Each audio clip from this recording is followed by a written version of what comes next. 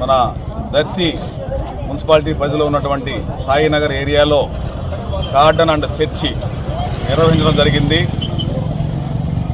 ఈ తనిఖీలలో భాగంగా దర్శి సర్కిల్ పరిధిలో ఉన్నటువంటి నేను, ముగ్గురు ఎస్ఐలు, మా డిఎస్పీ గారి ఆధ్వర్యంలో తనిఖీలు నిర్వహించాము.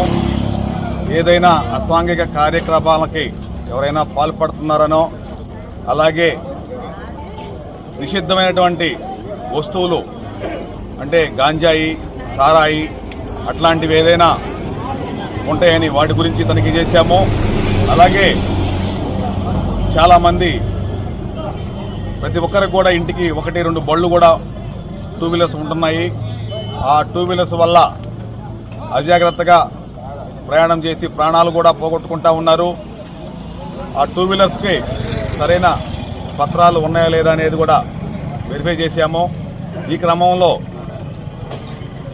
కొంతమందికి ఆర్సీ కాగితాలు కానీ అలాగే ఇన్సూరెన్స్ కానీ లేకుండా ఉన్నటువంటి 30 బళ్లను అలాగే ఒక 6 ఆటోలను కూడా సీజ్ చేయడం జరిగింది. ఇవన్నీ కూడా తదుపరి చర్యల కోసము మేము సీజ్ చేసి దర్శి పోలీస్ స్టేషన్కి తీసుకెళ్తా ఉన్నారు.